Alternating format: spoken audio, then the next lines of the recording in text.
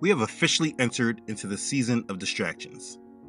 The masses are excited to have something to draw their attention to so they can be distracted from what is occurring all around them. And there is a lot going on that we all need to be mindful of. It seems that the overall theme of today is division. The different sides do not agree, and because of that, there will be certain consequences. For instance, we still have a strike going on in Hollywood that really hasn't been felt yet, but surely will be soon when there's a lack of new content to keep the masses distracted and entertained. We have the strike coming with the United Auto Workers Union that will affect the auto industry.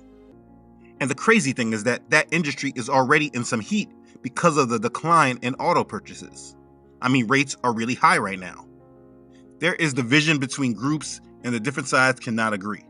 This is why it looks like we're going to have another government shutdown set to occur at the beginning of October. And right now, it does not look likely that the different sides want to concede to each other. We've seen it all before. Popular tourist sites forced to close. Open up the government! And furloughed workers protesting lost wages. No paycheck, no peace! It could all happen again on October 1st if Congress fails to approve spending bills amid a dispute between lawmakers, which could result in a government shutdown.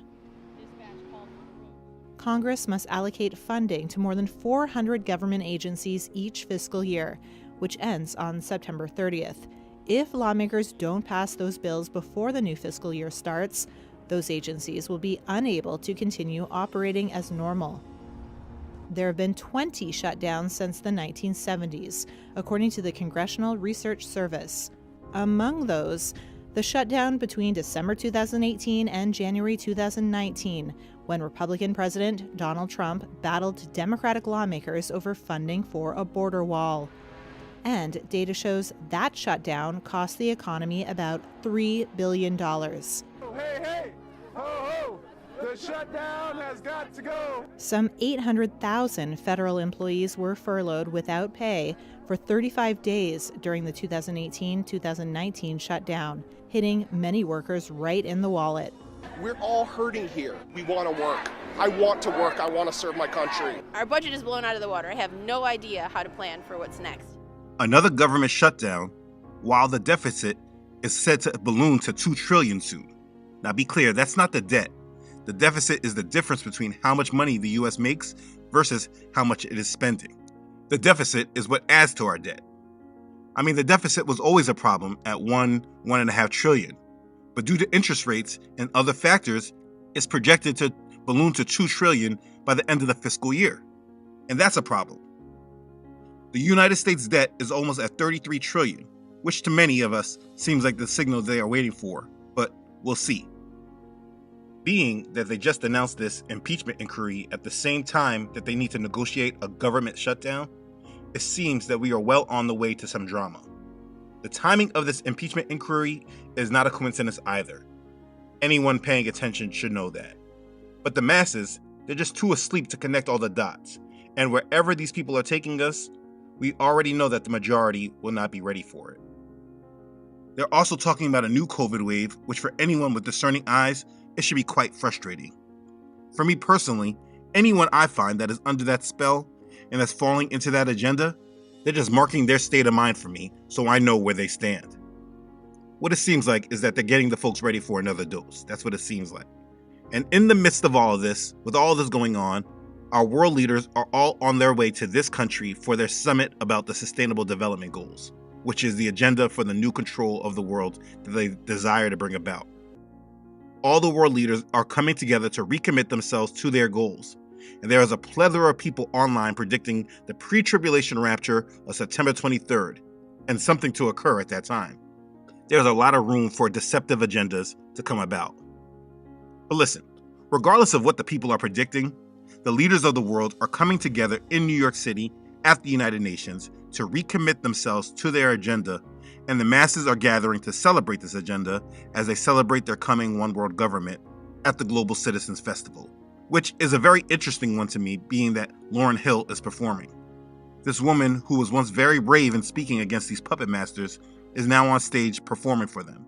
It's odd to me. But either way, there are a lot of things that should be making us very cautious about these next few weeks and months ahead. watching it all with caution. I mean, we just had the BRICS summit last month with the sides being drawn even more clearly with the old and the new that's emerging. And just last week at the G20 summit in India, this country who recently decided that they're changing their name to Bharat, as I understand that this was the original name for the country that has been in many different languages, they now want to be known as Bharat, which is said to mean fire. I mean, that seems very telling to me. But at this G20 summit, it should be noticed that China's president did not attend, and the media has framed the narrative that he snubbed the G20 summit because he is done with the established world order and wants to change it.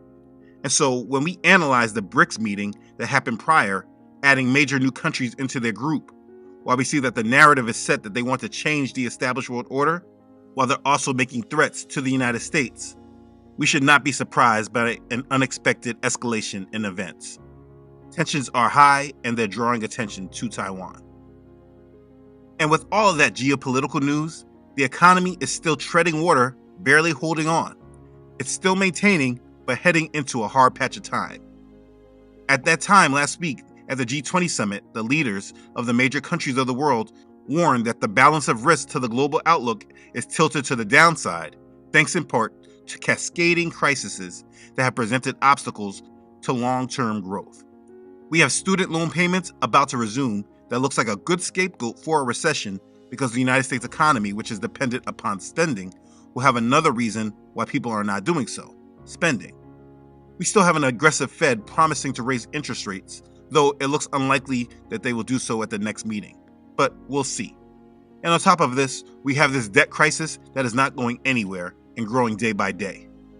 We also have the United States downgrade that happened because of the debt ceiling issue, while the other United States banks were silently downgraded as well, which says there's a lot of risk on the table. There is a lot going on, as you can see, and I barely scratched the surface on all of this. That was just a highlight. And with all that going on, it seems like there's a lot that we need to be paying attention to, and a lot that needs our focus at this time. But with all these warning signs, these narratives building, and events happening, there is one thing that the Ruach has led me to feel, and that is to draw my eyes and attention to what truly matters. As I gathered all this news that was happening, I normally like to bring people up to date with the state of the world narratives. But as I was gathering the information, my spirit led me in a different direction. All of this news and all these narratives is what I wanted to talk about, but I was led to tell you something different. And so I want to bring attention to the most important topic that everyone should be focusing on and provide guidance that can actually help you. In regards to what is going on in the world, that was a big chunk of the narratives and highlights of the events. But in the grand scheme, none of all that really matters if you don't really know this. We are called to endure to the end. So if this is what we're going to do, we need to discuss how. I want to help you with this. Let's begin. Okay, so for me personally, as one that speaks on a lot of subjects, I actually try not to look at YouTube to see what other people are speaking about or what is actually trending, because I don't want to be influenced by what is trending in the world more than what the Spirit is moving me to communicate. But last week, as I finished my topic about the last days, I received a few comments about the Christian church being ready for the rapture on September 23rd because of what is going on at the United Nations. And so I looked to see what was being said, because I find it very hypocritical that people keep talking about the pre-tribulation rapture and all of that, but then they hypocritically say that they know the day and hour as well. It makes no sense to me, but whatever.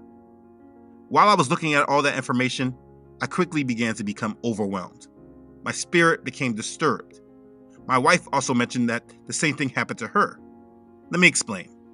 Being a believer today is not an easy role, because one thing that goes along with our faith is knowing how bad the state of the world is and knowing how much we are being lied to. We are in general labeled conspiracy theorists. And because we know there are problems in this world, this is generally what we're looking to find out. And if you're on social media, your algorithm is going to send you a ton of this content that is going to get you bogged down with all of it. And you get an overload of it because they do it in shorts. 1 minute of lies here, somebody speaking of lies there, somebody telling you this is a lie, that is a lie, much of it being true, by the way. It can be quite alarming and bring about feelings of anxiousness and uneasiness. It can bring away your peace and provoke your flesh to feelings of fear sadness, or just push you to move according to your own will and not by the leading of the Holy Spirit. And as I looked at it all, I recognized that over the time I have given enough warnings. And the truth is that you all have enough content out there telling you how bad it is in the world. And then to add to all that, with these teachings, I have exposed the falsehoods of the pre-tribulation rapture, and now many of you that might have been banking on this event to happen, you're now realizing that we will be here during the tribulation period, and you now have to deal with new feelings that the enemy wants to fill you up with, feelings of fear and anxiety. And so I believe that the body is being pushed to feelings of anxiety and being overwhelmed and overtaken by the agendas of this world. And it's purposeful. It's done by the enemy. You see, for those that Satan cannot control with his doctrines, he does not just leave us alone, he still attacks us. He desires to attack us through our flesh and push us away from being led by the Spirit of Yah. And so I understand that many of you already understand what is happening in this world and what time it is. What I want to be is a voice in the wilderness that continues to stress the importance of our faith, because though we know we are wicked times, surrounded by a lot of agendas, it will not be our knowledge and awareness of these schemes of the wicked that will get us through. It will be our focus on Yah that gets us through. The devil wants us distracted from this. And I want to make sure that before we move into more distractions, how we endure till the end has been communicated to you. Because in my search of what everyone was talking about, I don't see enough messages about encouraging us to endure to the end. The body is not being encouraged. The body is being pushed and provoked to feelings of fear, anxiety, and focused on what the devil is doing rather than what Yah is doing. And that's just the state of the world that we're in. And there's nothing I can do about that. But I do want to make sure that for those who are actually trying to be ready and make sure that you are prepared for Yah, you are encouraged. So at this point in time that we're in, I have some action items that I want everyone to hear and apply that will help you endure to the end. Yes, we know we are approaching the times of change, and things are going to get bad for the rest of the world. But the thing is that if you're a believer, then you should have made this decision understanding that the God that you serve is greater than the one who is leading the world into fear. It is time that you live a life truly of faith, not just by word, but by action. If you're a believer and you're claiming the promises that Yahuah has made for us, at this pivotal point in time, I want you to first be comforted because you have the victory. He who is in you is greater than he who is in the world. Second, I want you to be ready. Keep your lamps full of oil. This is a time of fulfillment of promises, not a time of heartache and disaster. The heartache and disaster may be the case for everyone else, but it's not for you. Next, I want you to have trust. Know the plans he has for us. He has plans to give us a future and a hope. Fourth, do not fear. Yah did not give us a spirit of fear, but of power and of love and of a sound mind. Live through it. And lastly, 5, stay faithful and endure to the end. The one who endures to the end will be saved. This is what I'm calling on everyone to do and focus on. And so I'm going to elaborate on this. Let's go. Number 1, be comforted because you have the victory. And remember, he who is in you is greater than he who is in the world. This is the first thing, because in order to let all the other action items take heed in your life, you need to rest and be assured of the victory. In all of these actions that you need to do, there is a recurring theme of faith that is involved in all of this. And that is because this is what we live through. We live through faith. Here's the thing. You are a believer, so make sure you live like one. There are so many people that claim to be saved through the redemptive blood of Yahusha, but they are so scared of the devil and what he's going to do to them. So many people who claim to be believers, but they ignore Yahusha's complete words when he says, "Do not fear those who kill the body but cannot kill the soul, but rather fear him who is able to destroy both soul and body in hell." That's Matthew chapter 10, verse 28. But more people fear the devil and what he's going to do to everybody during the tribulation, more than they fear Yah and what he plans to do and how he's going to redeem us and what he plans to do for us. So for you to endure to the end, you need a mindset change. You need to be comforted and you need to rest and be assured of the victory. You need to put away all the negative thoughts that were provoked by the enemy and let Yah comfort you. It has been the enemy scaring you about the tribulation. But if you understand Yah's promises, then no matter what, you should know that because you are a believer, you are to be blessed. And you need to rest in those promises. Let me tell you something. The wicked that's out here doing all this garbage, do you know what they believe? They are told that they're going to win. They believe that Satan is going to win and take over this world, that he's going to win the battle against Yah. This is what their lives are devoted to. And so because they believe this, they walk out here in conviction, spreading their wickedness with no second thought, because they don't believe that they'll ever be judged for their actions. But to a believer, we know that they're 1,000% wrong, and judgment is coming to them. But let me tell you the sad part about all of that. The losers, those that are going to lose in this world, they have more confidence than the victors. These people are going to lose, but they walk stronger in their wicked faith than those who claim a faith that lives in victory. That's hypocrisy for us. So the question is, do you actually believe in the faith you claim? Or are you just saying that you believe with your mouth, but not really sure and convicted with your heart? That is a personal question you're going to want to review personally. Because I know many of you just know Christ and you believe in Messiah because of you learned it from your parents, you've been to church all your life, and it's just one of the things you know, and so you just accepted it. And nobody's going to tell you that you're not a believer, but you're just a Christian who went to church all your life. That doesn't really mean that you're actually a believer. And you really need to deal with those thoughts and personally understand where you stand with all this. But if you really are a believer, you need to act like one. You need to know and believe that you have the victory. And then you need to be comforted and rest assured of the power of Yahuah. You are of Elohim, little children, and have overcome them, because he who is in you is greater than he who is in the world. They are of the world, therefore they speak as of the world, and the world hears them. We are of Elohim. He who knows Elohim hears us.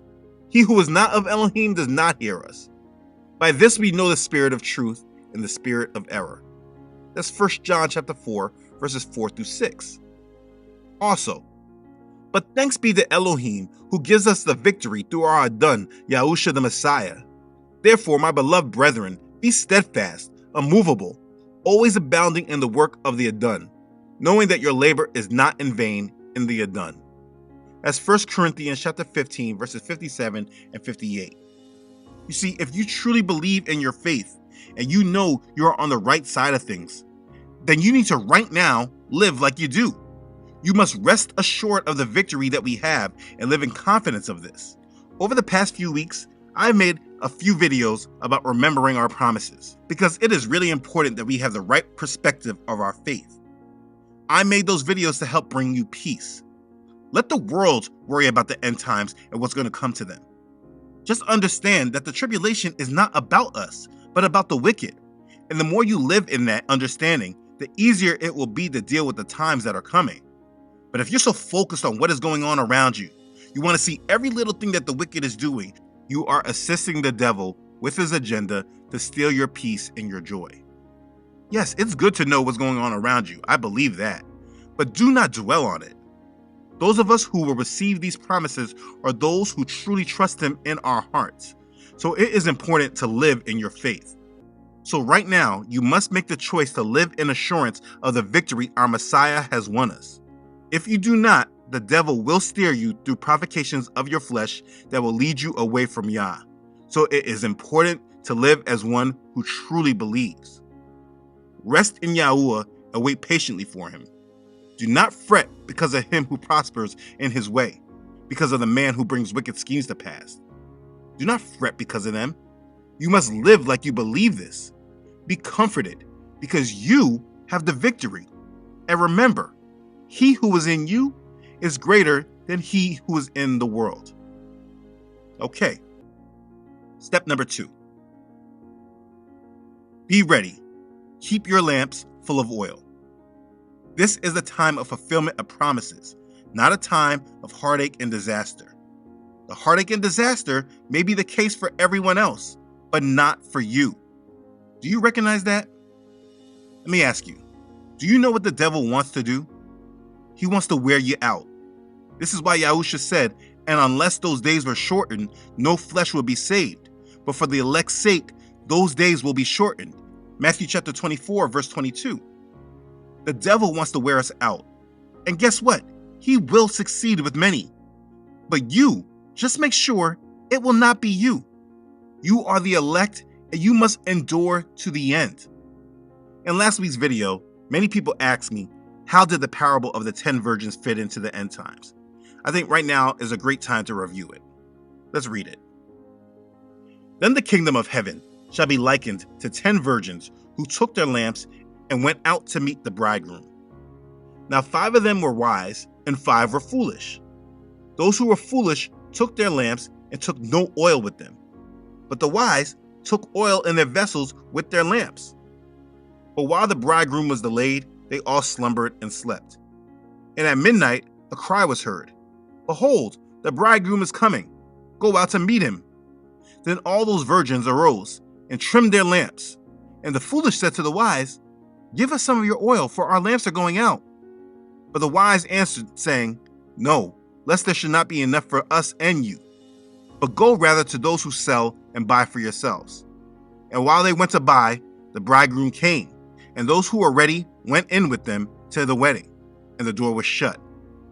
Afterward, the other virgins came also, saying, Adonai, Adonai, open to us. But he answered and said, Surely I say to you, I do not know you. Watch therefore, for you know neither the day nor the hour in which the Son of Man is coming. That's Matthew chapter 25, verses 1 through 13. This is a simple but important parable. It is for all of us to remember, especially being that we are here patiently waiting for our bridegroom. This parable of the 10 virgins shows the need for wisdom and preparation. The 10 virgins were waiting for the wedding procession that went from the bride's home to the home of the husband. This nighttime procession will use lamps to light the way, because the ancient cities, of course, did not have street lights. Possessing the oil is an illustration of being prepared, and the lack of oil represents those not prepared for the return of Messiah. The foolish virgins were not prepared, and they tried to fix it, but they were too late. When they finally tried to get right, the door was shut. They even called out to the bridegroom in the same way we see in Matthew chapter 7, verses 21 through 23. The bridegroom said, I do not know you. This parable illustrates that the foolish ones will not be prepared for his kingdom, and the doors will be shut on them. Do not be foolish and not prepared for him. Like the 5 virgins, if you try to prepare for him too late, you could miss him. So don't be foolish. Be wise. You see, the devil wants you to run out of oil. He wants to burden you with all the cares of this world so that you lose your faith and take your eye off Yahusha. You do not want this to happen to you, because, as he showed, he does not know those who allow this to happen. If you really love him, then you must stay ready and keep your lamps full of oil. Consider the lamp with oil your faith, your trust, your conviction to endure, the peace that he provides, the love that he gives. This is your lamp, and you need to keep it full with all of that. Unless these days were shortened, none of us would be saved, because the devil wants to blot out our faith and he wants to overwhelm us. If you are one who is living for Yah's promises, please continue to stay ready for him. Always be ready to be led by him and not by this world. Always be one who is a true example of our faith for others. One major thing that helps with this is your perspective, which is why the first piece of advice is to be comforted in the victory that we have. If you hold the right perspective on the end times, which is all about getting through some rough times on this earth so that we can obtain our promises, it helps build strength and conviction. And listen, just because the times will be rough for everyone else, that does not necessarily mean that they need to be rough for us. Be ready. Keep your lamps full of oil. This is a time of fulfillment of promises, not a time of heartache and disaster. The heartache and disaster may be the case for everyone else, but not for you. Okay, let's continue. Number 3, you need to have trust. Know the plans he has for us, plans to give us a future and a hope. Last week, there was a comment that said, so we all go through the tribulation, then Yahusha comes and takes the wicked to the lake of fire? How do you plan on surviving for 7 years? You have 7 years of food and drink saved up? Do you plan on being beheaded and be a truncation saint? Now, my brother who made this comment did not recognize at the time he was writing this just how little faith and trust he was displaying in Yah. But after my response to him, he did recognize it, and I highlight this not to bring him in the spotlight at all, which is why I blotted out his name. But I want to highlight the mindset and attitude, because he was bold enough to say what many of you think, but don't truly want to expose yourself because you know how it sounds. When he asked me how do I plan on surviving, the simple answer is by faith. It is the same way I've lived since I became a believer. Life for me was never easy, particularly when I became a believer. But I was fortunate enough to go through enough tribulation in my life to know with conviction that Yah has got my back, and I trust him fully. I trusted him before he showed himself to me, but now more than ever, after the multitude of ways he has shown how much he loves me and he is there for me, I think it is a complete show of disrespect for me not to trust him. Early on in my marriage, I used to have a lot of disagreements with my wife because when I used to say things, she always used to second guess me. She never actually said it out of her mouth that she didn't trust me, but her actions always showed that she lacked full trust in me. My oldest son, the same way. My mother-in-law, same way. It used to really bother me. Like, I wanted the best for all these people. And because they lacked trust in me and what I was trying to do, they made my job more difficult. I used to tell my wife all the time, don't tell me you trust me, show me you do. But everything I did, she second guessed. I bring that up because this is what many of us do to our Creator. And if us as men don't like it with our wives and our family, imagine how our Creator sees it when we say we love him and worship him. Saying we love him and we worship him is hypocrisy if we still do not fully trust him. He does not like the attitude of lack of trust in him. Go back to Exodus and Deuteronomy and review how Yah dealt with Yasharel as he removed them out of bondage from Egypt. Every step of the way, the people complained and walked in lack of trust of him until one generation was rejected completely. You need to walk in trust of Yah. Remember all these countless scriptures. Trust in Yahuah with all your heart and lean not on your own understanding. In all your ways acknowledge him, and he shall direct your paths. Proverbs chapter 3, verses 5 and 6. Delight yourself also in Yahuah, and he shall give you the desires of your heart. Commit your way to Yahuah. Trust also in him, and he shall bring it to pass. Psalms chapter 37, verses 4 and 5. Tell Yah the same as David did. Whenever I'm afraid, I will trust in you. In Elohim, I will praise his word. In Elohim, I have put my trust. I will not fear. What can flesh do to me? Psalms chapter 56, verses 3 and 4. It is important that you actually live through this and make it a mainstay of your life. You need to have trust. Know the plans he has for us. Plans to give us a future and a hope. Next. Number 4. Do not fear. Remember, Yah did not give us a spirit of fear, but of power and of love and of a sound mind. This actually goes right along with the trust issue, but because fear is such a prevalent issue and it is exactly how the enemy seeks to come against us, this needs to be emphasized and highlighted on its own. The scriptures say, "Fear not, for I am with you. Be not dismayed, for I am your Elohim. I will strengthen you. Yes, I will help you. I will uphold you with my righteous right hand." Isaiah chapter 41, verse 10. Be strong and of good courage. Do not fear, nor be afraid of them. For Yahuah your Elohim, he is the one who goes with you. He will not leave you nor forsake you. Deuteronomy chapter 31, verse 6. Have I not commanded you? Be strong and of good courage. Do not be afraid, nor be dismayed. For Yahuah your Elohim is with you wherever you go.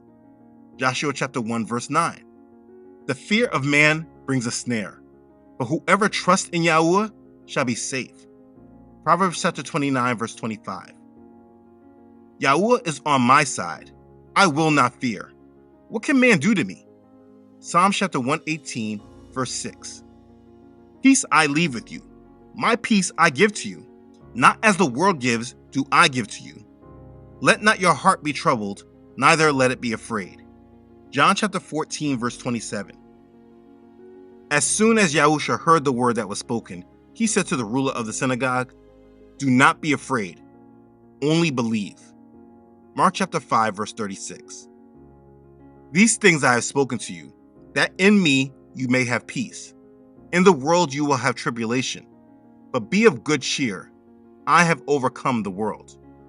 John chapter 16, verse 33. For Elohim has not given us a spirit of fear, but of power and of love and of a sound mind. 2 Timothy chapter 1, verse 7.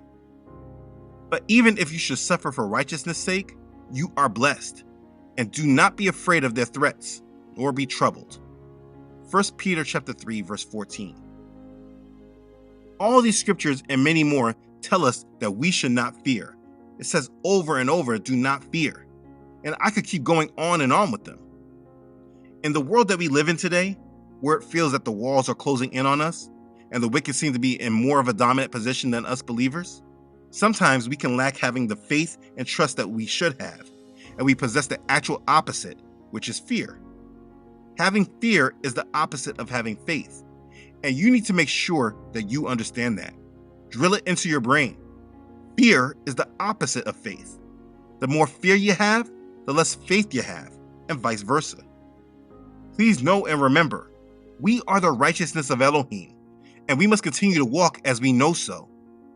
Until our bodies no longer possess life in them, we must share the good news and proclaim his kingdom. We must not fear the enemy, because we already know we are victorious. If you're feeling fear and doubt, let that be a wake-up call to you that you need to strengthen your relationship with him. You need to develop more trust in him. Ask him to give you more strength and ask him to guide you more so you can build more faith. Tell him you believe, but help your unbelief. That's Mark chapter 9, verse 24. Do not be afraid, only believe. You are a believer. You have the power of Yah living inside of you. You are victorious. As we all walk through these last days, walk in confidence and continue to proclaim the good news. Continue to trust in our Savior. Continue to have trust and faith in the Most High. Do not fear. Do not give in to the enemy. Be courageous. Be fearless. Do not fear. Remember, Yah did not give us a spirit of fear, but of power and love and of a sound mind. Let's go to the last one. Number 5. Stay faithful and endure to the end. The one who endures to the end will be saved. The irony is that this is a common saying in the scriptures that most Christians often just ignore. Let's read some. And you will be hated by all for my name's sake, but he who endures to the end will be saved. Matthew chapter 10, verse 22. And because lawlessness will abound, the love of many will grow cold, but he who endures to the end shall be saved. Matthew chapter 24, verses 12 and 13. For we have become partakers of Christ if we hold the beginning of our confidence steadfast to the end. Hebrews chapter 3, verse 14. For you have need of endurance, so that after you have done the will of Elohim, you may receive the promise. Hebrews chapter 10, verse 36. Blessed is the man who endures temptation, for when he has been approved, he will receive the crown of life, which Yahuah has promised to those who love him. That's James chapter 1, verse 12. And he who overcomes and keeps my work until the end, to him I will give power over the nations. That's Revelation chapter 2, verse 26. Last one. He who overcomes shall be clothed in white garments, and I will not blot out his name from the book of life, but I will confess his name before my Father and before his angels. Revelation chapter 3, verse 5. You see, these scriptures say it all. We must endure and overcome. We must stay faithful to the end. It is very important that we walk in this and live like we understand this. Yeah, the world is coming at us. We cannot ignore this and live as if we don't recognize the battle that we're in. No. We must stay ready and equipped and endure to the end. He who endures to the end will be saved. So whether it is the end of the age or the end of our lives, we must endure to the end and be faithful. It is important that you live like you know this in your heart. It is important that you represent this. This needs to be your focus and your mindset. The reason why the devil has pushed so much false doctrine like the pre-trib is because he has neutralized a great deal of believers, creating a mindset that does not promote the endurance that they need in order to finish this race. It is important that you remain faithful and endure to the end. And these are the actions that you need to do And this is what I was actually led to share with you rather than focusing on the news and the narratives and all the deceptions. I'm going to repeat it one more time. Number 1, be comforted because you have the victory, and remember, he who is in you is greater than he who is in the world. Number 2, be ready. Keep your lamps full of oil. Number 3, you need to have trust. Know the plans he has for us, plans to give us a future and a hope. Number 4, do not fear. Remember, Yah did not give us a spirit of fear, but of power and of love and of a sound mind. Number 5, stay faithful and endure to the end. This is all what you must remember and what your action plan and mindset must be during these last days. I made this a PDF so that you can print this out or save it on your phone so you can always come back to it. I also may split this video up to make it that you can come back to each point if you need to. Either way, this is what is most important, and this is how you will make it through the times to come. So please commit your life to being one who actually lives a life that is actually a testament to the faith that they claim. These are wondrous days that we must claim and live in victory through. So at this very time and moment, make sure that your life is one that is blessed and strengthened. These are the days made for us to receive his promises. Live your life as one who's prepared and ready to receive them, and do not let your lamp run out of oil. Trust him, have faith in him, and have no fear, and endure to the end. Be blessed. Hallelujah. Praise Yah. Okay. Thanks again for watching. If this has blessed you, please make sure to like this video and share it with others. If you haven't done so already, please make sure you subscribe to this channel. Yah willing, I upload every Friday. Please make sure to follow this ministry on Facebook and Instagram, as well as on my website, truthunedited.com. I again want to thank everyone who is sowing into this ministry. Thank you. I feel very humbled by this assignment Yah has given me. Your support is truly a blessing. I thank you for assisting me with carrying out and serving him every week. I'm truly grateful for you. You know who you are. Thank you again for your support and allowing Yah to work through you. May Yah bless you. Okay, thanks again everyone for watching. I love you all.